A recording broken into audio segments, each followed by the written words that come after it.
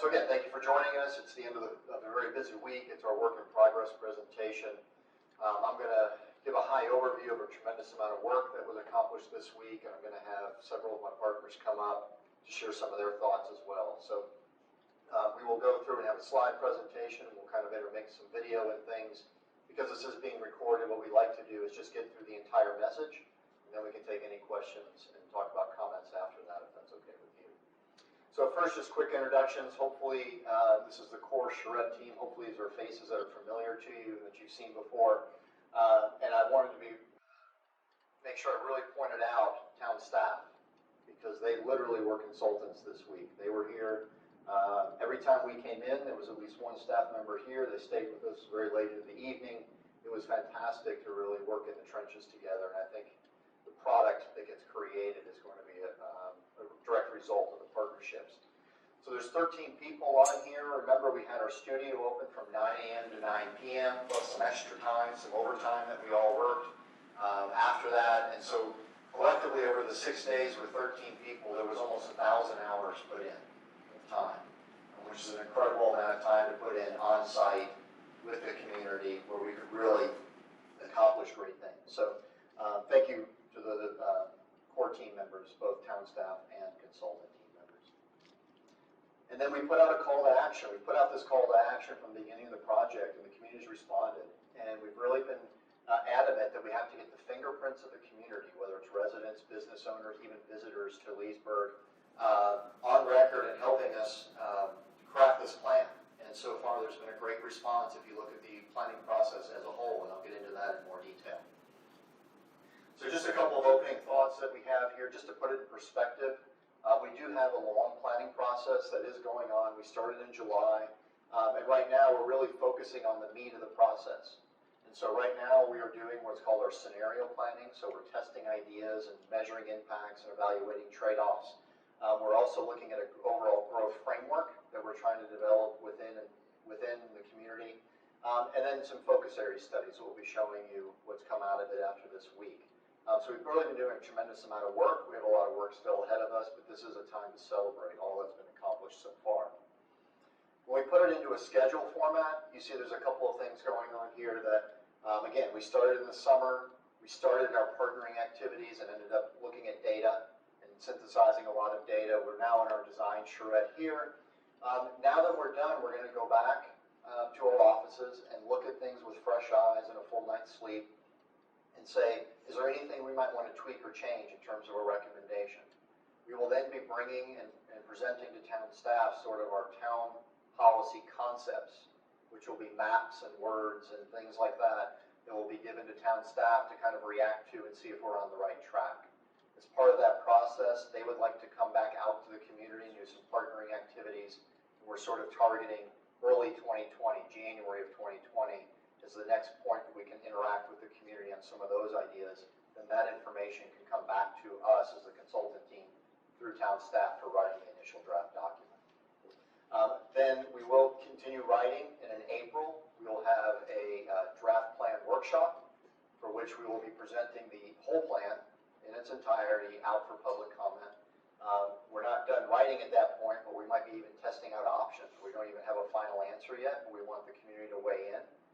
Once we've done that in April, we'll also in May put on the project website versions of the document looking for comments to come back to us. And then we hope moving into the early to middle of summer of 2020 is when we start the adoption process to get you a plan in place that's going to start working for you right away. So also, this is a graphic we've been using quite a bit throughout the planning process, but basically what we're trying to do is marry that sweet spot between community input, the data that we gather, the analysis that we do, and then the experiences that we bring as a consultant team as well as town staff and others who have all visited places and bring those ideas back. Where all that stuff comes together is where we're trying to write the plan. And we try to stay very committed to this process as we go through. So, quickly, what I want to do, though, is jump back into really the matter at hand for this conversation, which is the closing for the design charrette. It's been a great week. And so what I want to do is just first start with where I was at with the Planning Commission during our kickoff meeting. And I really just want to highlight the bottom sentence in the definition of a charrette to say that this is all about getting participants to be co-authors of the document. been recording comments, we've been interacting with you. All that stuff is in our head. We've written it down to record it so we can refer back to it. But by attending one or more events during this week, you have become co-authors of the document. So thank you for that. So then as part of that, the other thing we wanted to do was show a quick video. And this video is basically trying to capture 6 days in 3 minutes.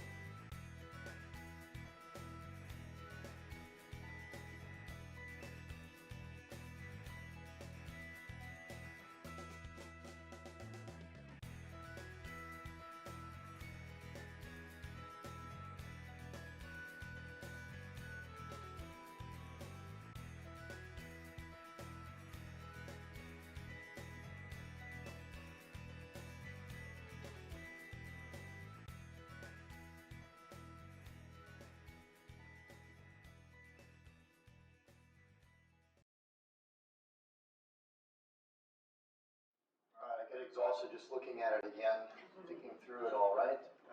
Again, I thank everybody. Some people in the audience hopefully saw photos of themselves and videos of themselves. It really has been a great effort. So,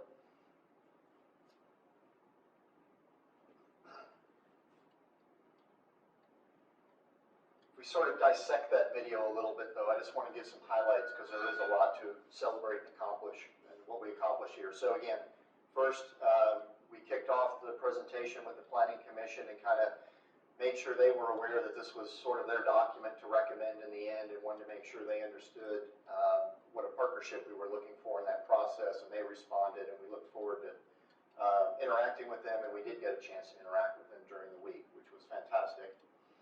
We then we had 7 deep dive conversations around a table right here in this room, and we looked at things like dollars and cents, meaning economic development, transportation, places to live, which is about neighborhoods and home attainability and choices, all things green, quality of life in Leesburg, as well as what it meant to be just big enough in terms of growth and land use and those types of things, and then what is the soul of Leesburg, so it's authenticity.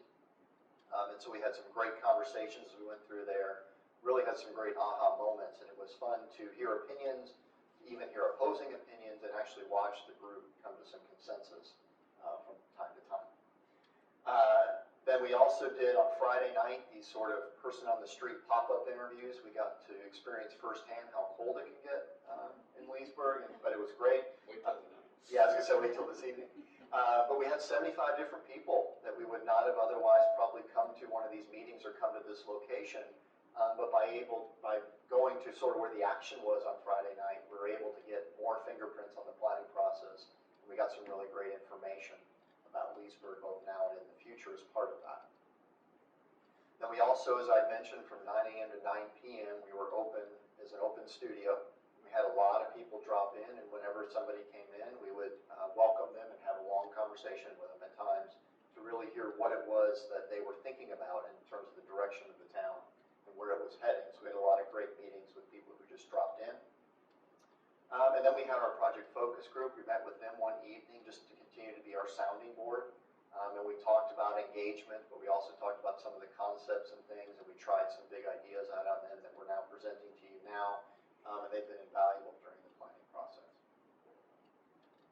So I do want to pull away from this week for just a minute to really show what kind of involvement we've had so far, and it's been really encouraging. So if you start to just add up all the different numbers of who we've been talking to, you see starting in July with stakeholder interviews and meeting with that project focus group 3 times now. The consultant and client teams have been interacting regularly, recently weekly. We have calls to coordinate. Those of you who participated in one of the 13 on the table events, there were about 136 people total as part of that. Our website has already had over 2,000 views, which has been nice. Our ideas exchange, 82 people came. Those people have then gone on back to the survey tool and taken 28 different surveys. We've had 36 different people drop in during the week with us here. We've been really relying on Facebook because we know it's a great communication tool in this community. So we've had over 2,600 Facebook Live views of different things that we've posted in other talks. 84 people have chosen to comment. 75 people, like I said, in those pop-up interviews were interactions we would not have otherwise have had.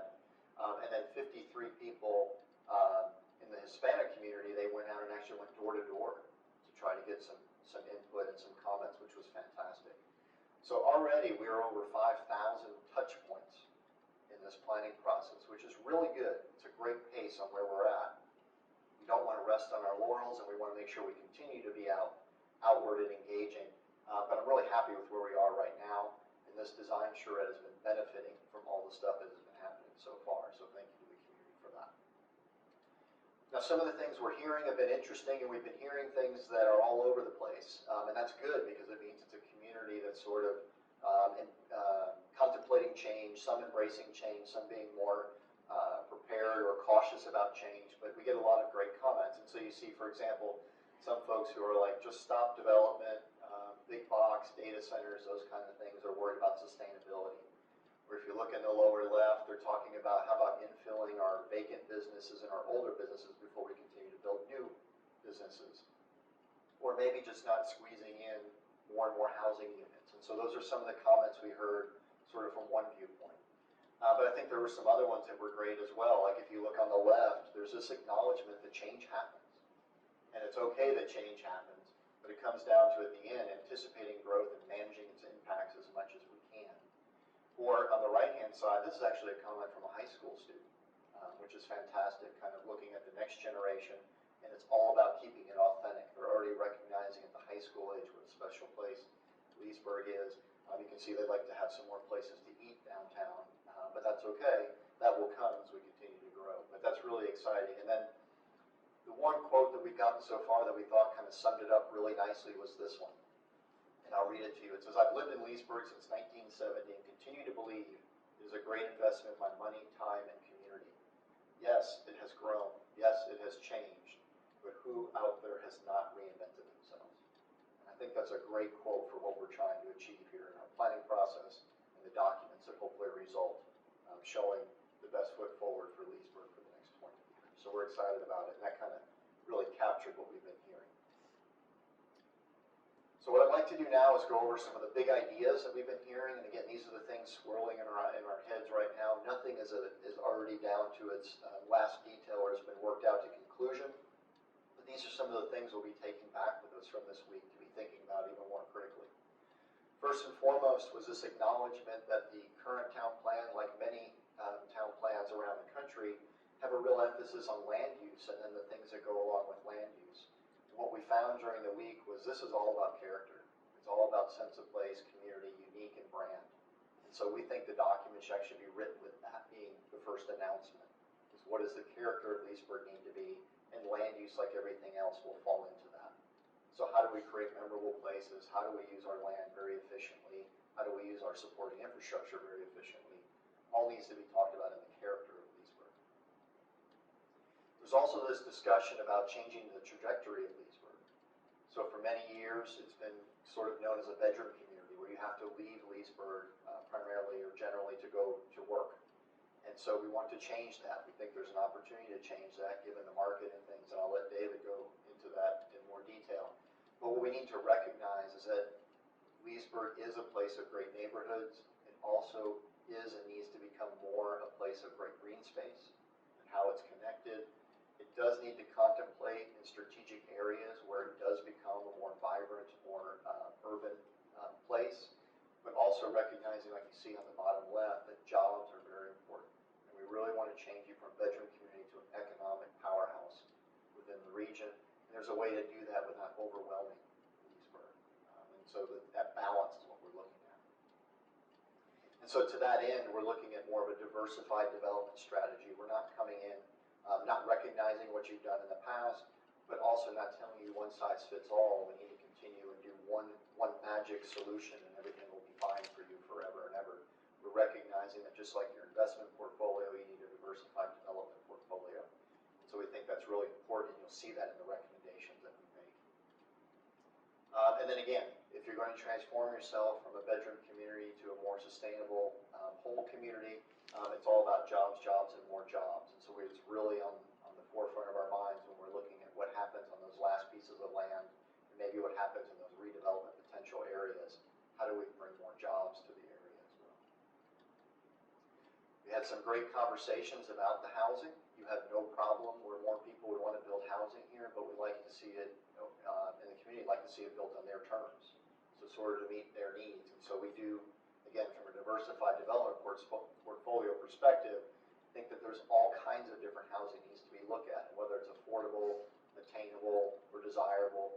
It's ones that will work for people through their entire life stages of living in Leesburg or visiting Leesburg. And we think that that variety is what's going to really continue to make yourselves unique within the region. Again, this idea of a comprehensive, consistent, and connected open space system. And so connecting these green jewels you already have. Some of them might be natural connections, but also looking at how do you do things like street trees or other green elements or even hardscape elements that create those sort of urban connections or those overland connections or pedestrian sleeves that can connect you so that when somebody looks at a map, they can actually see a coherent system of green space throughout the community. So we really think we should emphasize some of that, and we will in the document. We also talked a little bit about this emphasis on the public realm. And basically the public realm is everything in between private property and buildings and those things. And it's one of those early and easy opportunities for the town to take the lead role in defining character because it looks over a consistent and complete section of the town. And so instead of waiting for redevelopment to come in or being more incremental or opportunistic, this would allow you to actually create the corridors as the ways that we first announced the town. And then the private development would come in and reinforce that. So we really think that the town should have an emphasis on its public realm in this version of the town plan. We also talked the week about maybe we just can't build our way out of congestion by continuing to cater to vehicles. And so we think that the strategy that should be outlined in the town plan is about moving people, not cars. So that includes transit and bicycle and pedestrian and all the ways those things are going to evolve over the next 20 years. Because we really are at a point where things are changing really fast. So we want to make sure that Leesburg is prepared for that. We also had some real honest conversations about commitment to the town plan. So starting as high as town council or the planning commission, developers, the community, people need to understand that we're going through a planning process with a lot of touch points.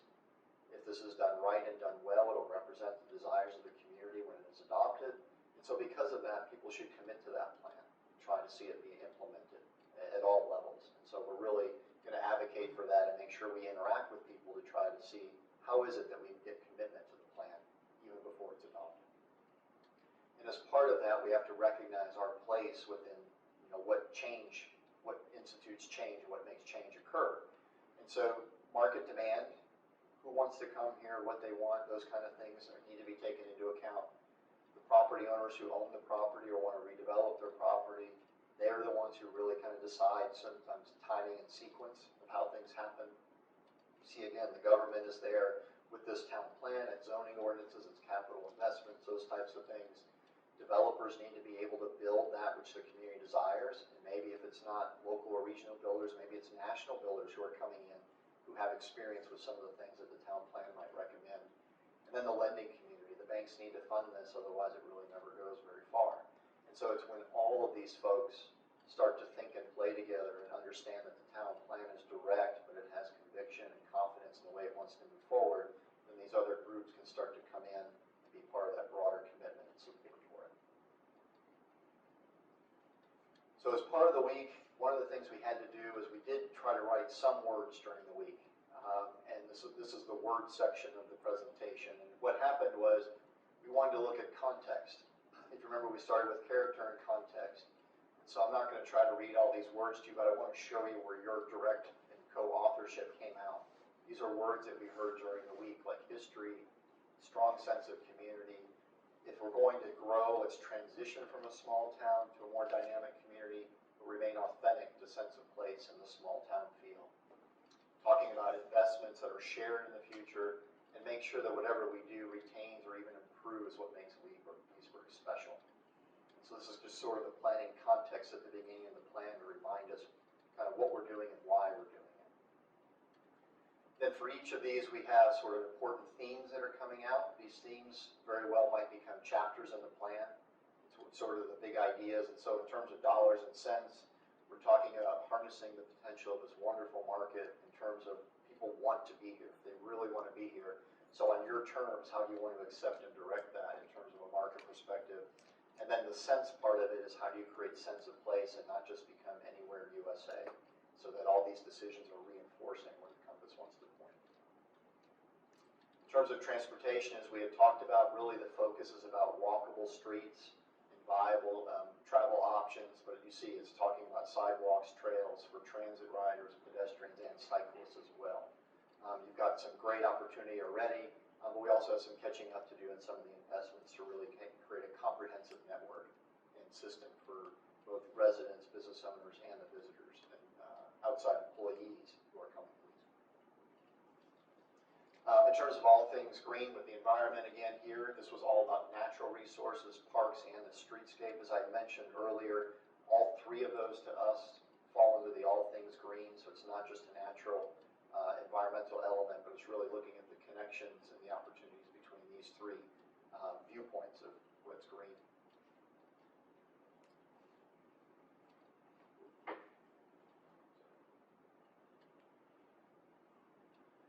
Then we had this idea of just big enough, and again, this was about growth and development in terms of types, locations, patterns, intensities, and those kinds of things. And you see here we're pulling out things like purposeful and quality development in strategic locations. So we want to be very convicted to what we want to do. Talking about the character of the community, and then again, having Leesburg remaining distinct within the region and your surrounding community. So again, having that brand is really important as the plan is written. And then in terms of town character and authenticity, it was really, again, about high quality brand, sense of place that stretches throughout the community. So we heard so many people, it was an easy slam dunk to talk about the historic downtown. But what about those other places, maybe closer to the bypass or things like that? Do those still feel like they're up to the quality and expectations of Leesburg? And so we want to talk about throughout the community when we're talking about these things. And in terms of neighborhoods, again, we talked about the quality and character of the existing neighborhoods. We're recognizing the neighborhoods that are here are great building blocks for a really nice community, and so we want to make sure we safeguard those.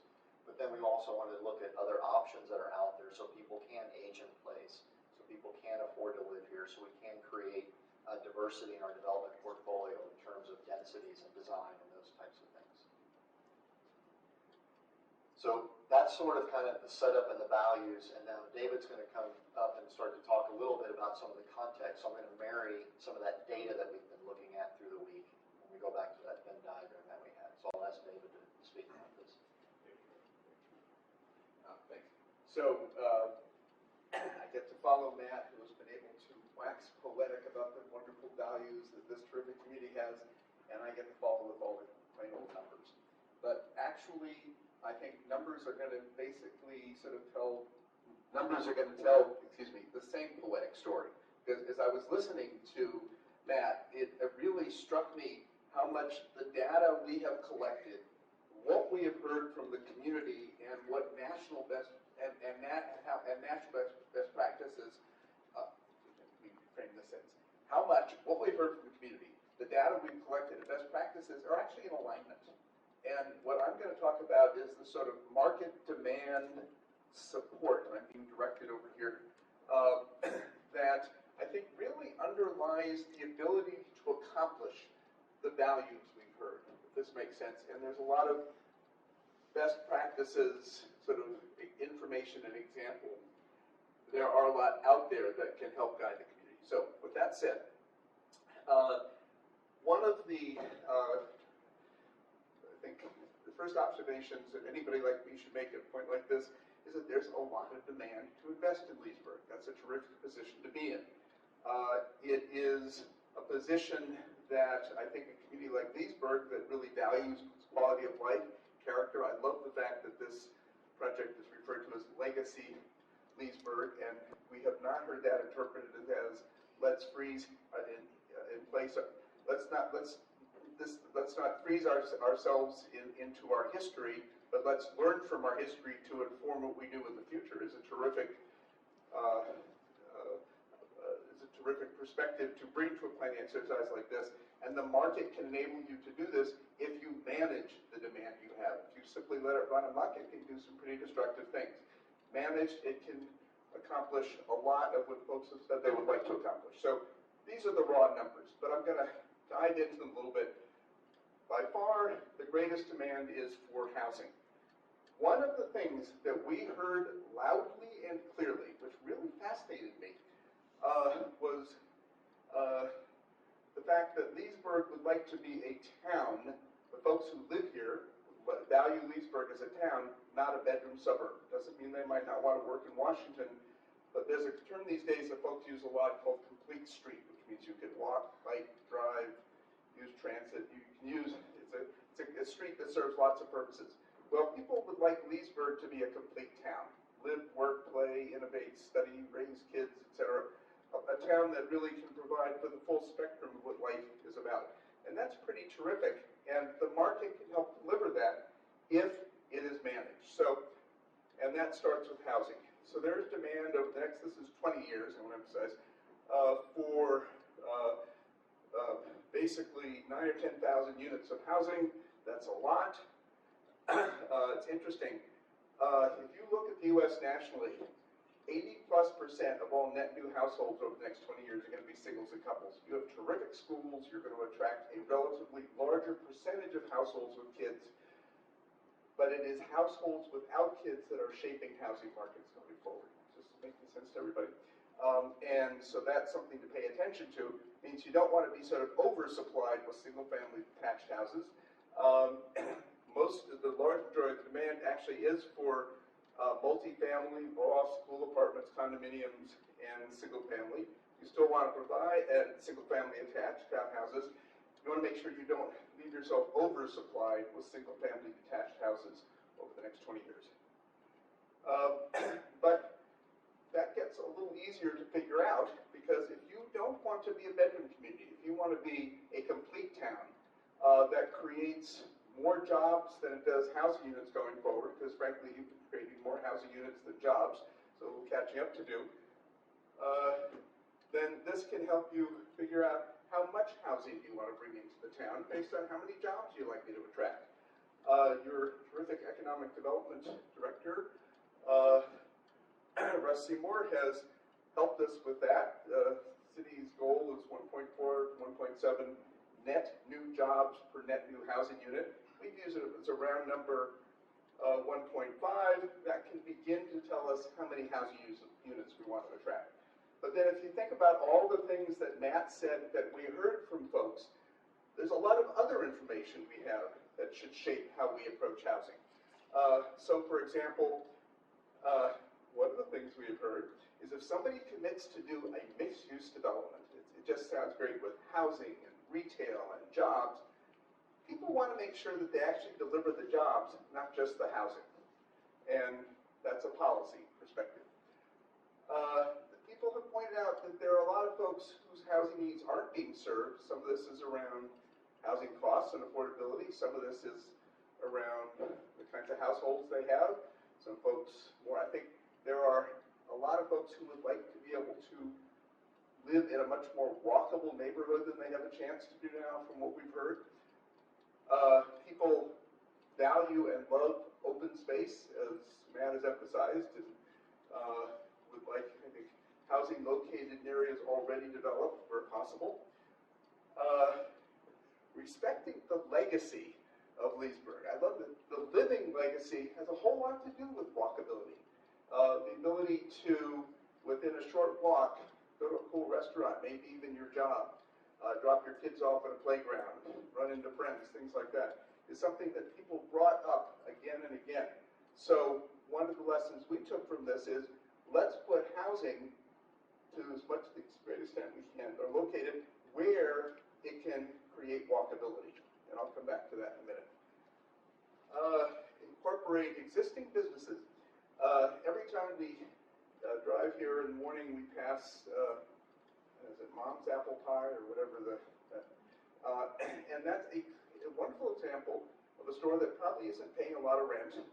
I don't know if that site will get redeveloped, but folks have said if there are businesses we value, if there are folks who have been here for a long time operating businesses, and somebody redevelops their site, let's try and find incentives to put those businesses back on the ground floor of the new mixed-use development. In other words, we don't want to replace old with new, we want to keep what we value as we grow and change.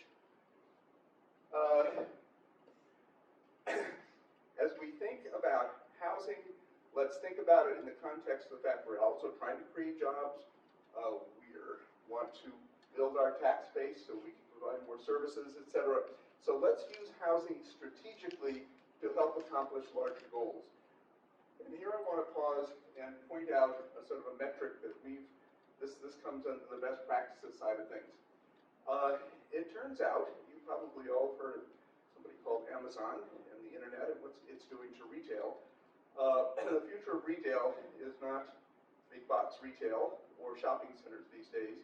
The real future of retail is retail that folks can walk to. And basically, if you can create about 1,000 new housing units within a 5-minute walk, you can bring a block of Main Street retail to life. It's not all the support it needs, but it's enough support to attract the restaurants, the cool retail, the dress designer wants to operate a shop, maybe somebody wants to operate a daycare, those kinds of things to that location. So we paid a whole lot of attention to where can we locate enough housing within a 5-minute walk to bring walkable streets to life. It turns out that these same walkable streets are very important for attracting the kind of talent that jobs and investment follow. Because at the same time as our population is aging and we're producing fewer kids, etc., not surprisingly, our workforce is growing much more slowly. So our workforce is growing about half as fast as it did in 2010. It will still grow more slowly in 2040 than it did in 2010.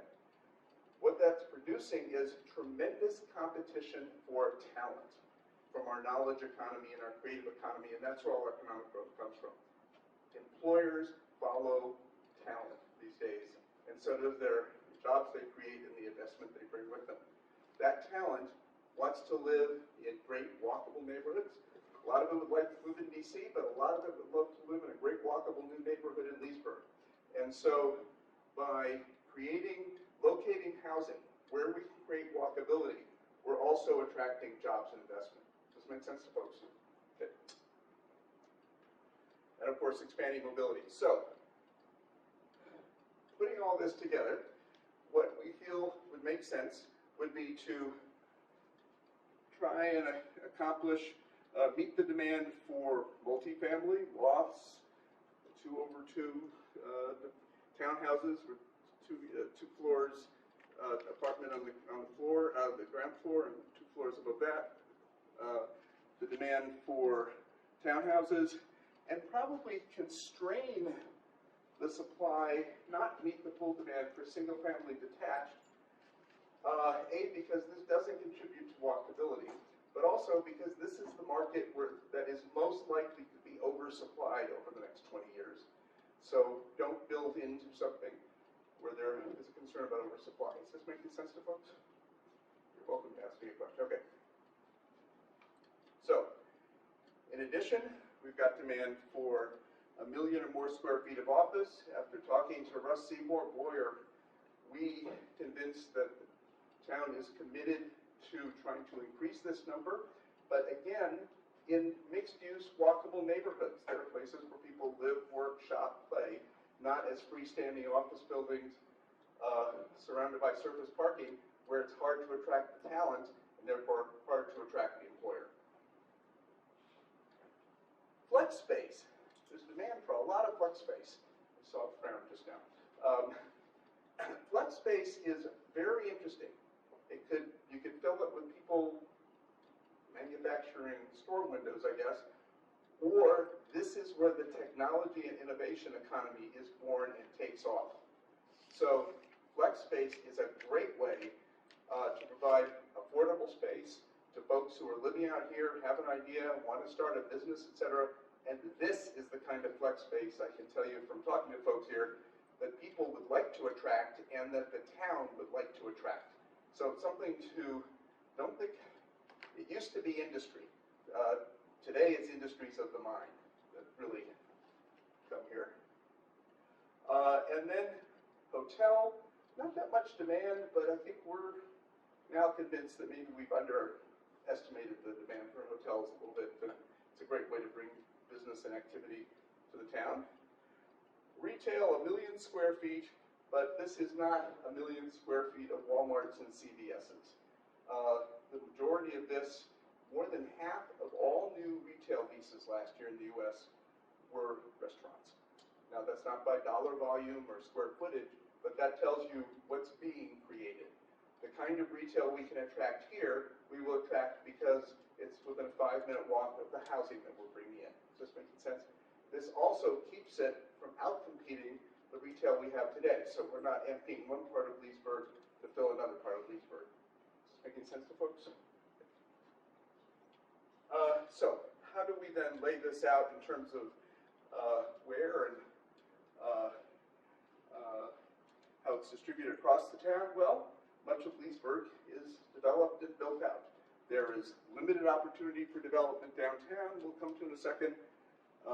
This is Market Street, Catoctin Circle. This is an area called the Creative Crescent. Actually, a lot of sort of older strip retail, etc., that is worth less and less, that can be replaced by housing, office, mixed-use, walkable stuff that's worth more and more. So some real development potential here. And then a lot of larger sites out here that are very important to the city's future, the town's future. Maybe we want to put less housing there, more of the flex space, and emphasize housing here to create walkability. But let's walk through. So downtown, it's more about infill. You can read the numbers. Let's try and get another hotel downtown. There will be some more retail. There certainly is demand for housing wherever we can fit it. It will grow incrementally. It's certainly not about changing the character, which is wonderful. Okay, the Crescent. Here we have an opportunity. I'm going to jump ahead for a second. And this is to create places like this. If we think about walking down Market or Catoctin or sort of Circle, the main streets of the Crescent, this is what they could look and feel like. Because we have an opportunity to put a lot of multifamily and townhouses there. 800,000 square feet of offices, a lot of great jobs.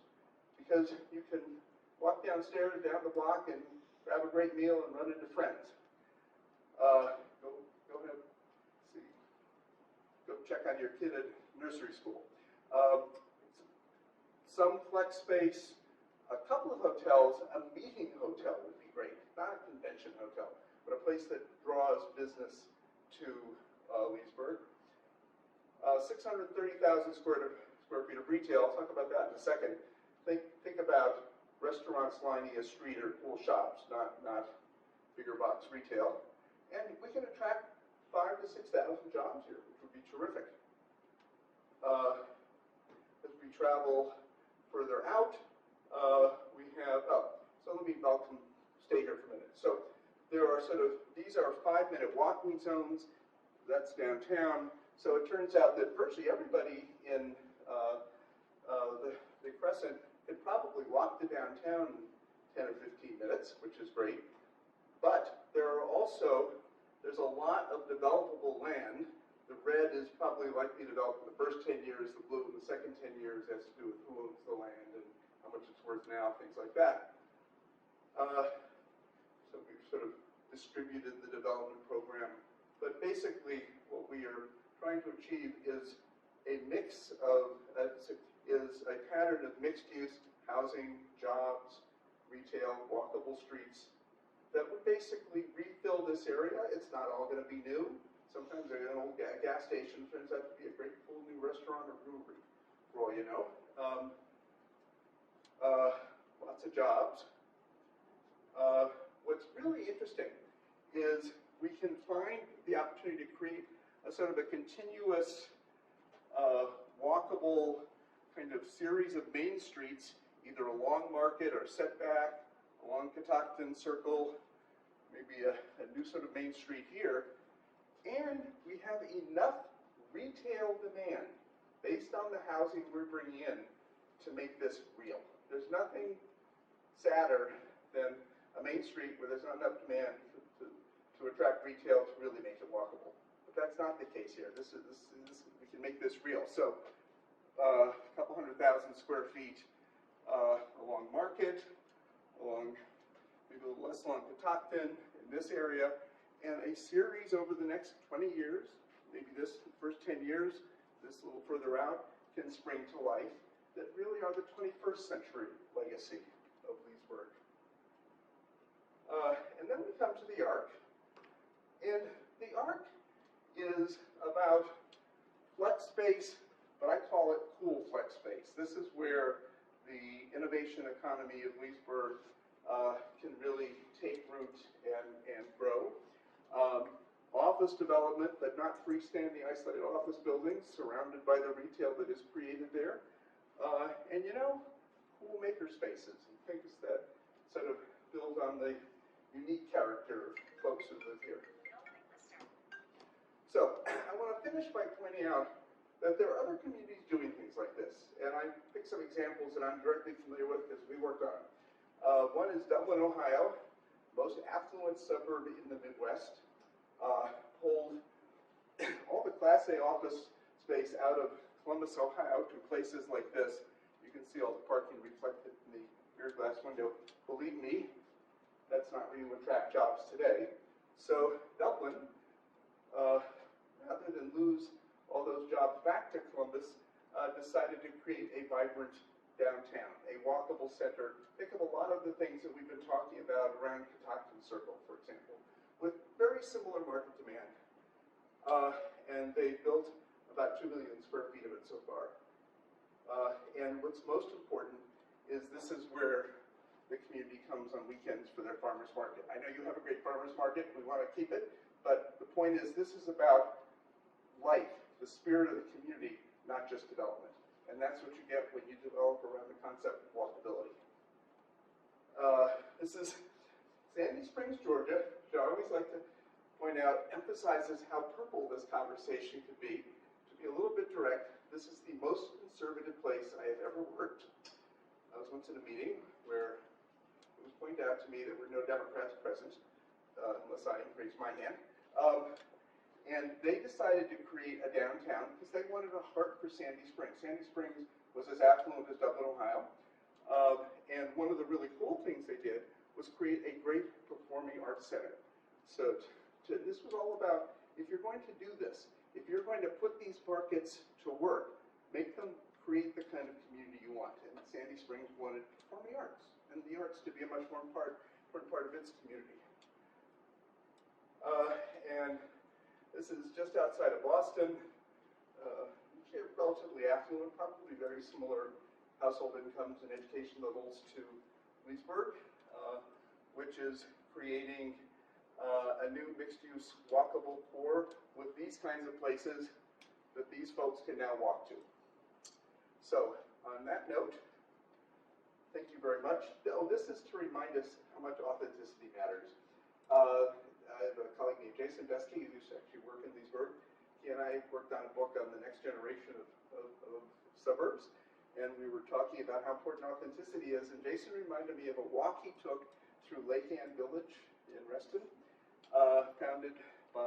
created by Robert E. Simon, and Robert E. Simon actually took him on this walk.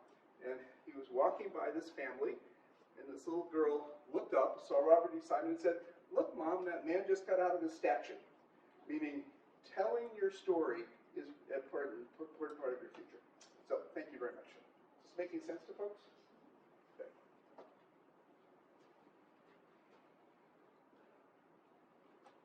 Leave that. Okay, thank you. Very busy week, like I said. One of the other things we started to do sort of towards the middle of the week was, or the middle of the event, was start to think about a framework of how we would organize ourselves. And so I go back to where we've been highlighting from the beginning of this process, which is to try to think of things we want to preserve, things we want to enhance, things we want to transform, and things we want to strengthen. And so from the physical perspective, we started to look at the character typology. Again, going back to it's really all about character from our big ideas. And so here what we've done is we've started to put not just land uses, but places that would fall under each of these categories. So in terms of areas to preserve, we have permanent or recreation open space included. Areas to enhance, we basically have neighborhoods, and then single-use destinations, whether it's retail, work, special uses like the airport and the quarry and those kind of things. Areas to transform are a little bit like what David had mentioned in harnessing that market and using it for what you want. We're looking at mixed-use centers, whether they're new ones or ones you redevelop. Having new employment centers to bring jobs into Leesburg, as well as the Crescent District kind of being a very special place unto itself.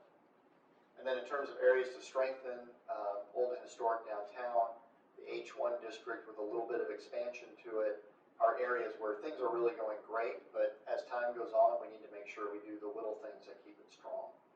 And so we sort of organize sort of the typology, or almost the ingredients to the recipe in this way, talking about physical growth from now looking to the future. And as part of that, when we get to the document, what you see on the left-hand side of the page is an example from another location. But that's the stuff that's in your current town plan. It's a description of land use and those kind of things. Everything on the right-hand side is that new emphasis we want to put in the document. So you'll see comments about what streets and block patterns look like, open space and natural resources, lot size, building placement, building types and massing, or even the transportation network. So we're going to go a little further in describing what the character of that place is in the town plan document, which should make it easier during the zoning process and everything else that follows from there. We want to set the expectations earlier in the conversation about where you want to go. All right, so in terms of areas to preserve, you see here, this is permanent open space and recreation open space, and it was the environmentally sensitive land in the parks. And you can see we could get up to 32% if we get aggressive and maybe even have to recapture some areas in terms of a connected green infrastructure. In terms of our areas to enhance, we're talking about neighborhoods in this slide. And this, again, you see 42% of all the land area is sort of allocated to neighborhoods, either now or ones that would be built in the future. We're recognizing that as a great building block for the community. We then start to fill in those places that are destinations. These destinations are like neighborhood centers, little commercial centers that serve surrounding and nearby residential neighborhoods. Your retail centers that we think are either brand new or strong and will continue on for the next 20-year horizon. We'll look at what they become in the next plan update. business and industrial and jobs, and you start to see the arc fill in that David had mentioned, and then the special uses that we have. When we get to areas to transform, again, this is where we want to be very strategic and you start to see filled in some places that we want to be very pointed and clear about what we want in terms of a mix of uses, the Crescent District, and some employment centers, and how they're designed to really take advantage of what businesses are looking for now. Areas to strengthen. This is really just focused on the old and historic downtown. And so it's really just kind of the center of the heart of the community that we have here. This is all about that one unique place that you can never replicate again. Okay, well, the other thing just to mention very quickly was I want to go back to some of the things we talked about, like when we did the community workshop, which was to say we don't know exactly which way we want to grow and build, and so we look at alternative scenarios. And so as part of this, that I just showed you was the scenario that was created during the charrette. It was based off of some of the work David had done, some of the things we were hearing during the week, and that's one scenario. We are committed to look at other scenarios as well, and so you see one is sort of a low or no growth scenario, either recognizing by right zoning that's out there, committed development that's out there, but also what if the town became more aggressive and purchased property for permanent conservation as well. We'll look at all of those things in a separate scenario. That's a slow or no growth scenario. Then we have another one that's called strategic investments, where it's looking at the Eastern Gateway and what it's been talking about for years now, to try to see how it compares to what we came up with this week. And so we'll be looking at that scenario. And then there might be others that we come up with. And so this time, that in the timeline when I was describing to you that from now sort of over the holidays, because over the holidays what we'll be doing is looking at some of these other ways that we might grow, either to reinforce the opinions we have or to change them, because we now have data, information, and feedback to do so. So I'd like to see if Scott Lane can come up and share some of the stuff about transportation.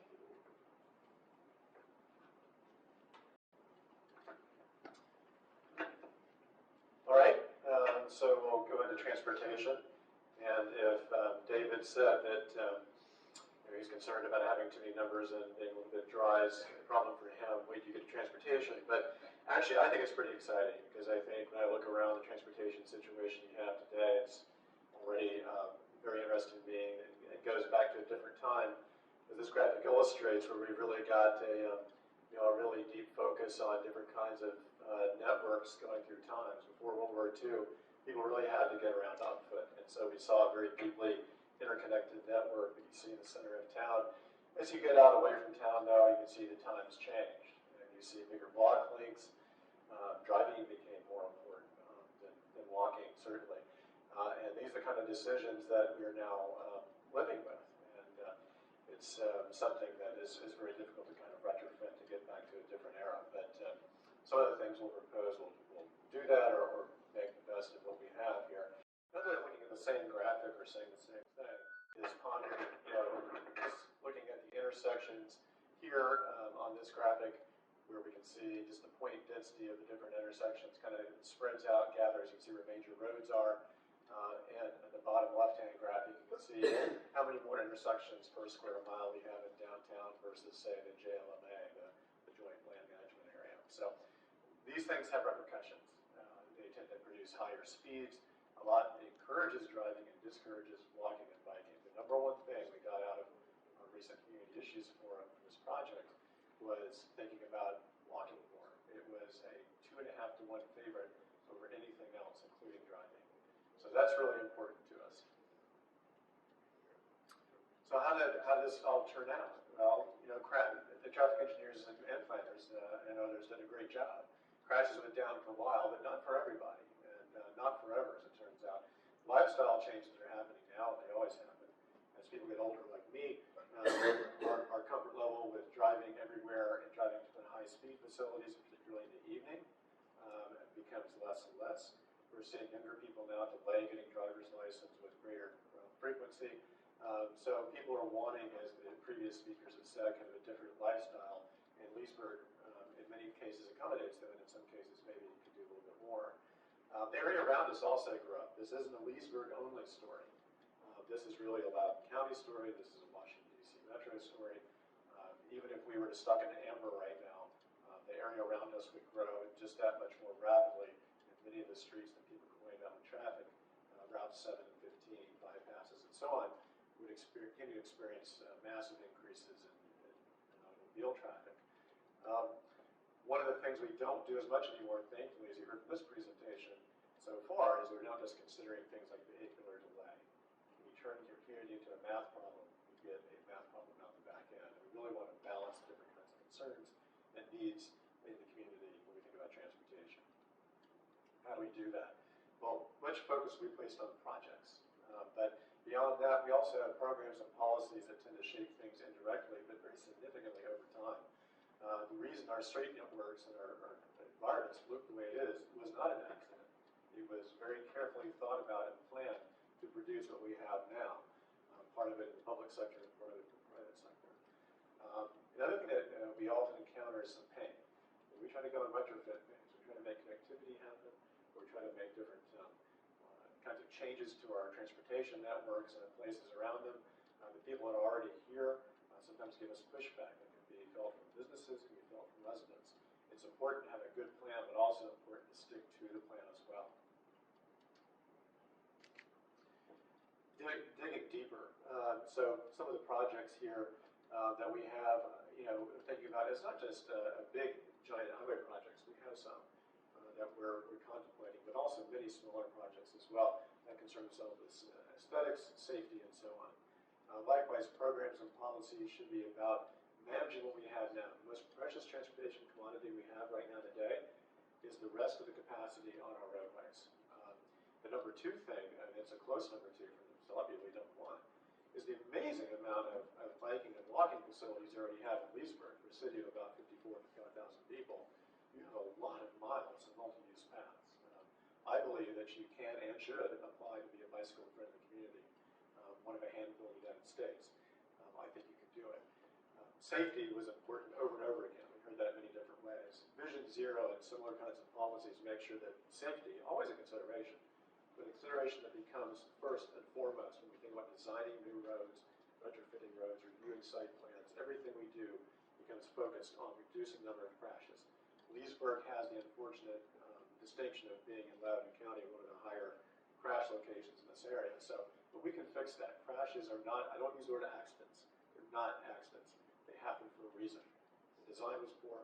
Somebody wasn't paying attention. These things should never be called accidents. They are crashes.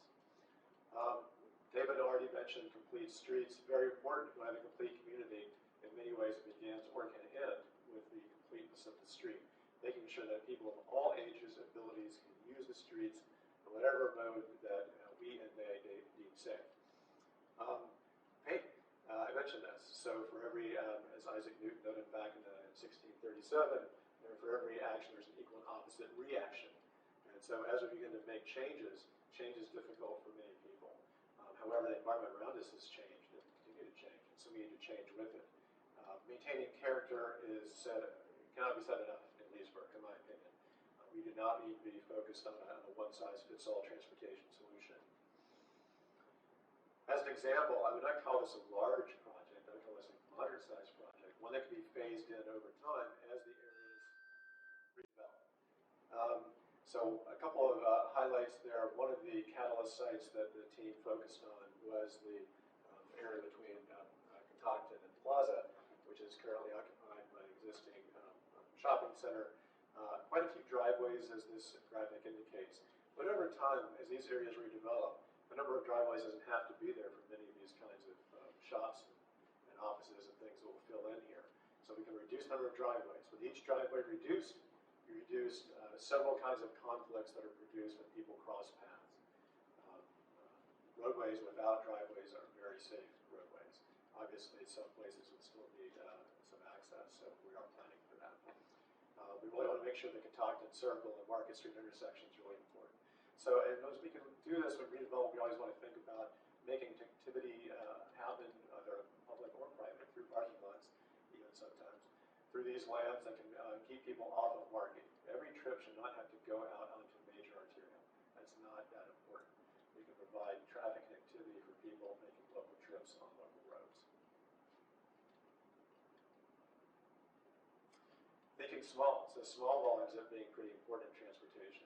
Every area is unique, every area is different. We talked a little bit about this little intersection of North Street and King Street, just up the street that we were sitting and standing right now. A lot of different proposals thrown out here, different things being studied. Another traffic signal through here. Traffic signals have their benefits, they have disbenefits. One of the issues in historic downtown is that it is historic, and changing things is even more problematic there. You have to be careful of the character even more so. So adding new kinds of bump outs and pedestrian connections can shorten the crossing distance for pedestrians. It's great. It can be designed in such a way that it fit the existing character materials that are already out there. And we can improve the sight lines. Right now, when the car comes up, their vision is occluded by buildings that historically have been allowed to build right to the corner, manage the setback. It produces a great looking street. Take nothing away from this conversation. It says North Street should change a lot. I like North Street just the way it is. 22 feet wide, 2 directions, and parking on one side. Amazing. And it still does exactly what it's supposed to do. So here we can see the way it is now. With these bump outs, you can move the car moves forward. The green car has to kind of dive out of it. You can see the green car better. The blue car has good visibility for pedestrians all the way through. And that's just an example. We have a lot of examples of different kinds of projects and policies, so you might be able to stop by and talk to us about those too.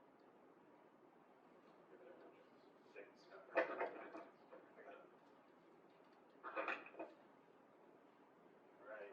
And thank you everyone for hanging in there with us for the better part of an hour here. Promise we're almost to the end, so we'll make the rest of this as brief as we can for you. So you've heard a lot so far about the comprehensive planning process and a lot of stuff from the 10,000 foot level. So what we're going to do is take a step to the block and street scale and take a look at how some of this development might actually look and occur over the next 10 to 20 years. So for these focus area studies, we identified 3 major areas that we've been looking at. One being the Liberty Lot area, so the town has a parking lot there already. You heard David talk a little bit about the Crescent Design District, and then the other area is where the old Walmart site was.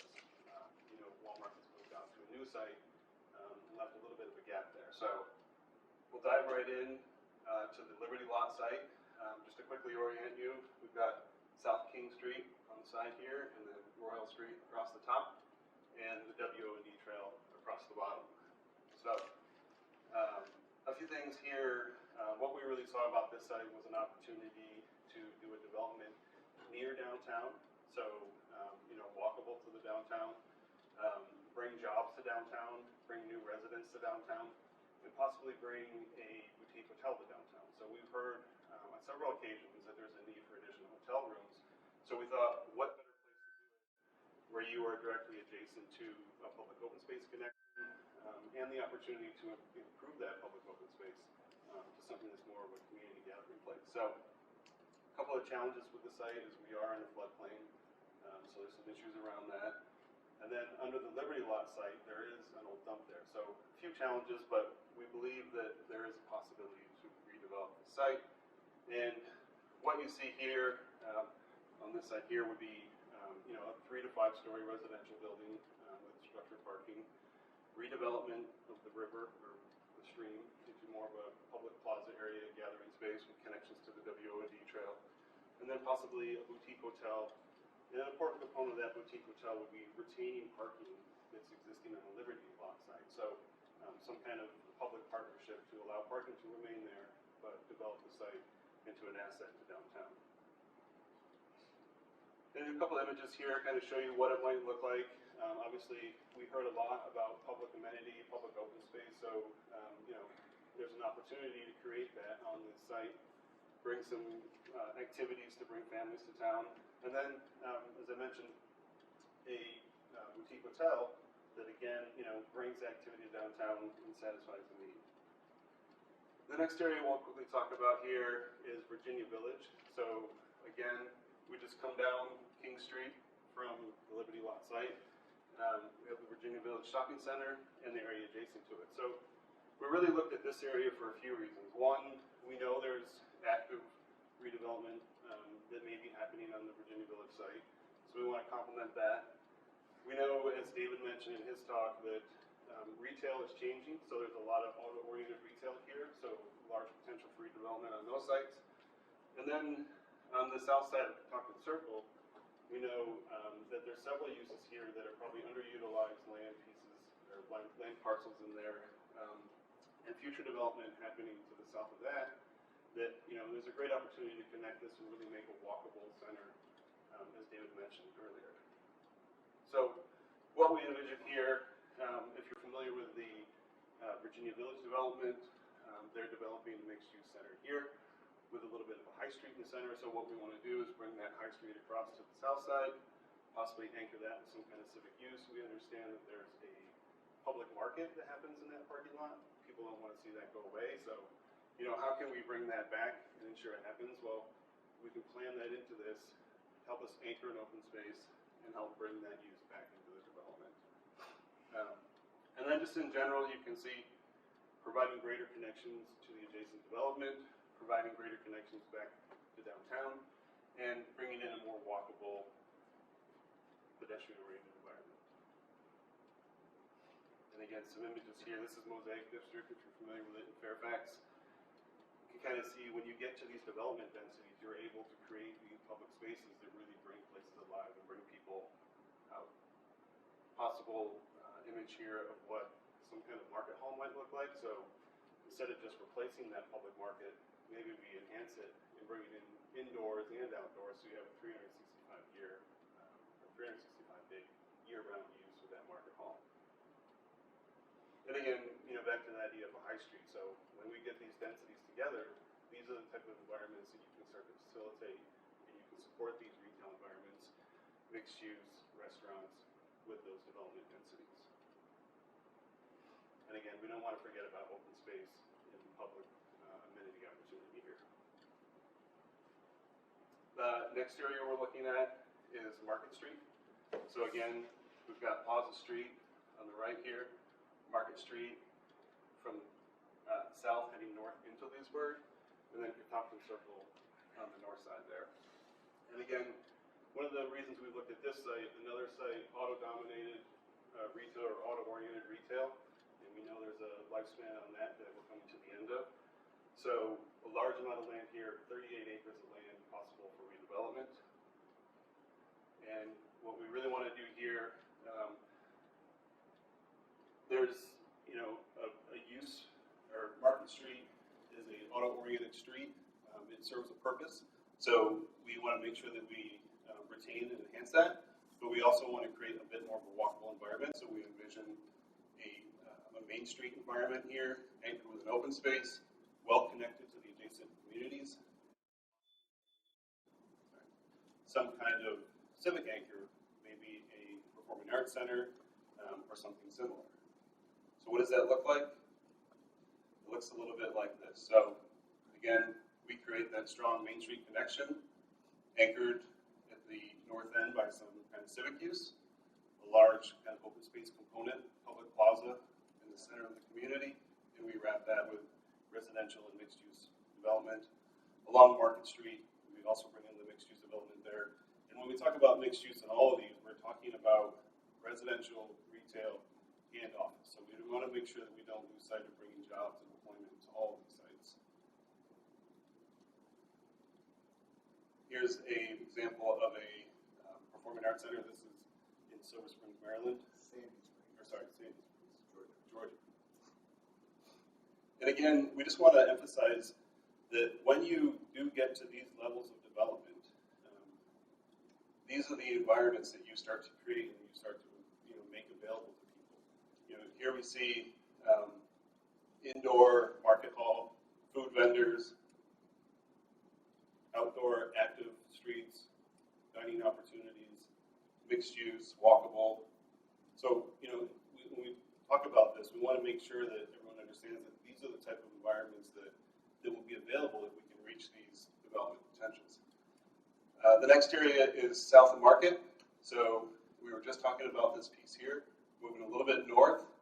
We have the Pawtucket Circle here, the WO&D Trail here, and Market Street here. Some of the existing uses in this area, we have the trailer park up here on top of the hill, some light industrial uses, and we come down the hill to some more auto-oriented retail along Kentucky Circle and Market. We looked at this site, a few opportunities that are here. One, the WO&D trail, fairly underutilized opportunity to connect residents and connect people to it. This area also, while it is connected to downtown, those connections aren't really that strong, so we want to enhance those connections. And then reimagine some of that development along Market. And while we don't want to totally replace the light industrial, we want to enhance that. So this is what we kind of envision here, mixed uses along Kentucky Circle, and then those mixed uses wrap up Market Street. Again, possible another hotel site here. We did hear that there's a need for several hundred hotel rooms in Leesburg, so recommending another hotel site here. And then looking at a housing product in here that is something that's attainable for the residents that are currently in that site. And the other important component of this plan is that we understand there's a sinkhole here, an old quarry. It's not a developable site, so take that site, turn that site into an open space, a place for the community to come and gather. And again, well, a little bit less intense development in this area, mixed uses. One thing with this image that you might not be able to tell is you've got retail on the ground floor, and then you've got office on the second floor, and then residential on the top. So again, bringing in all three of those uses together to make a complete community. And we don't want everyone to think that every street is active with restaurants and retail. You can also activate streets just by bringing the residential doors, front doors, onto the street. And this may not happen overnight, so some of this stuff happens over time. So you can see some light industrial uses here, turning over into restaurants, breweries, again. So there's opportunities for these places to evolve slowly over time. It doesn't have to be a complete redevelopment, but always serving the community need and creating great environments for people to be. Now the last site, and this site, again, this whole process is a working process. We're still working through this. So we are looking at the Walmart site, and if you're not aware, the county has a lease on the Walmart building with an option to buy it. So we had thought about prior to hearing that news because we understand that with Walmart leaving, there's an opportunity to bring community amenity, both retail, open space, back to this community. It's been a gap in the community, which was worsened by Walmart leaving. So, how do we marry that development of or that community need with the office development by the county? So, one thing we're trying to look at now is how we create some community amenity and solving that community need down in the southwest portion of the site, so we're near and walkable to the community, but at the same time building an employment center on the site, an employment center that has more of a campus feel to it. Again, we want to make environments that are more walkable and get away from these kind of auto-dominated environments and create a walkable campus for the county office. And again, this focus area is still in work, so we're looking at a way to kind of phase this, bring more jobs, and bring more residential uses into the site. So stay tuned on this one, and we'll have more to come.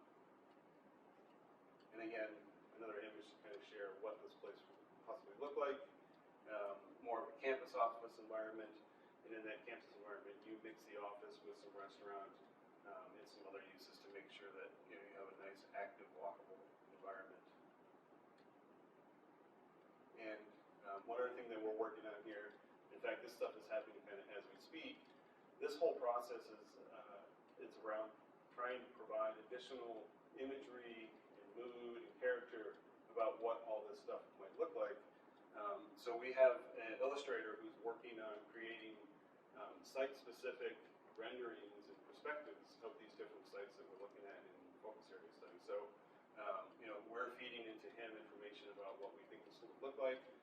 This rendering here is of the Virginia Village site.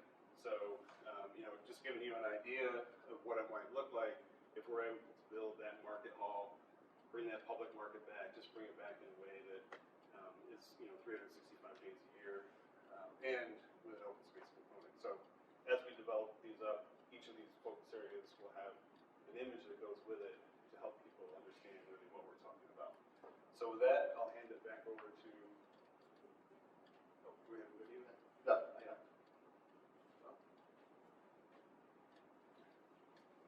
Yeah, the artist is literally working while we're talking, and so we got the colored rendering just in time. So this is just another version of that. So again, it was almost 1,000 hours. I apologize, it went to an hour, but that ratio is pretty good, 1,000 to 1. So just, I'll leave it here with a couple of questions and comments. And so again, just to reiterate where we're going from here, what we're going to do now is take everything that we've presented, created, and put it all just in one book. So we have one place we can go as a record of what came out of this week.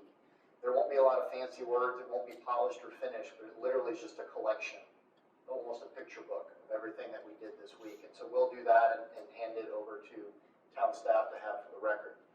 And then as we had mentioned, we'll continue to refine some of these things. We'll look at those different scenarios so that we're looking at it from all viewpoints of what we've heard in the community. We'll bring that information back in what we call town plan policy concepts. We'll do that over the winter holidays. We'll bring it back to town staff and submit it. They will look at it, and again, in early January to mid-January, they will try to have an event or at least an effort to interact with the public to get some more feedback for us. Once we do that, we will then take all that information back and start to take those bones that we submitted and put meat on the bones. Those meat on the bones will be the actual document that we write and create, and that'll be the first time that it's really just the whole complete story all together. Once we have that, then we will go through several partnering activities. We talked about in April where we'll have our draft plan community workshop. We also hope the project website will become very lively, getting comments on the plan. But this is really where we're trying to build that confidence and make sure that we got it right as we go forward. And then eventually, as we get into the summer months, we'll start that formal adoption process that needs to be followed, starting with Planning Commission and going to Town Council. So we've accomplished a lot. I'm really looking forward to just 8 hours of continuous sleep, but we have a tremendous amount of work still to go as well. And so we hope that you all stay on this journey with us. And sort of at that point, what I would end on is one, from now and over the winter holidays, the best way to just know exactly what's going on in real time is through the project website. And so again, check there or contact town staff. I promise we'll be working very hard, but we are going to be working more off-site, trying to work through all these issues in this action item list that we have. So with that, I'll kind of end by just saying thank you. This has been a tremendous venue. You all have been very good hosts. We've appreciated the continued support that we've had starting since July, and we look forward to finishing it.